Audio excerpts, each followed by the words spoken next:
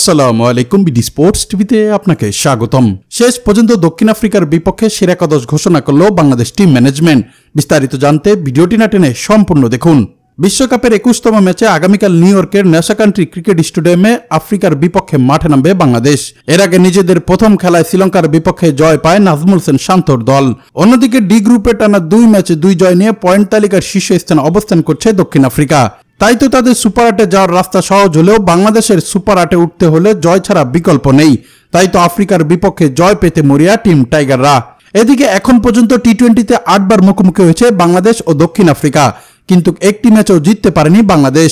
টানা 8টি ম্যাচে জিতেছে দক্ষিণ আফ্রিকা। শক্তিশালী দক্ষিণ আফ্রিকার বিপক্ষে জিততে হলে বাড়তি কিছুই করতে হবে, সেই কথাই বলছেন ক্যাপ্টেন নাজমুল হোসেন শান্ত। ম্যাচ পূর্ববর্তী সংবাদ সম্মেলনে কথা বলেন তিনি বলেন, দক্ষিণ আফ্রিকা ভালো টিম, তারা সবসময় ভালো খেলে, তাদের সাথে আমাদের চ্যালেঞ্জ নিয়ে মাঠে নামতে হবে। আর যেহেতু টি-20 ম্যাচ, এদিন যে দল ভালো করবে জয়ের ভাগ্য তাদের পক্ষেই থাকবে, সেই আত্মবিশ্বাস নিয়ে মাঠে নামতে চাই আমরা। এমন কথাই বলছেন নাজমুল হোসেন শান্ত।